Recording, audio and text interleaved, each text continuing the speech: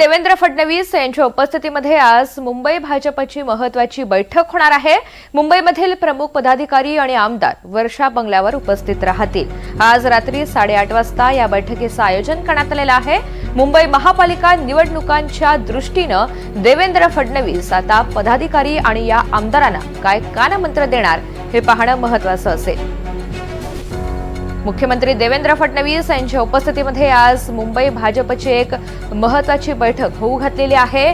मुंबईमधील प्रमुख पदाधिकारी आणि आमदार या बैठकीला हजर राहतील। वर्षा निवासस्थानी या बैठकीचं आयोजन करण्यात आलेलं आहे। रात्री 8:30 वाजता ही बैठक पार पडणार आहे आणि त्यासाठी मुंबईमधील प्रमुख पदाधिकारी हे प्रामुख्याने उपस्थित असतील, तसंच आमदार सुद्धा हजर राहतील। आमदारांना या बैठकीला हजर राहण्याचे आदेश देण्यात आलेले आहेत।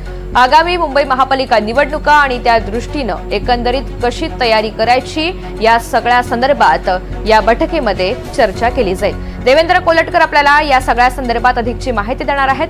देवेंद्र, आजच्या बैठकीचा नेमका अजेंडा काय?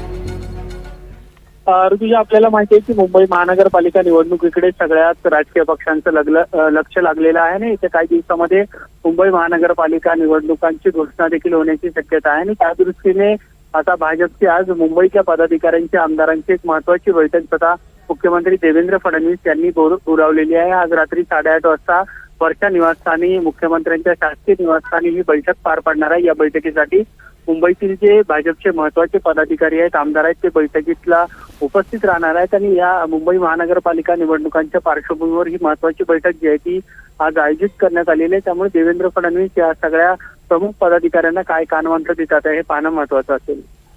अगदी धन्यवाद सविस्तर माहितीसाठी।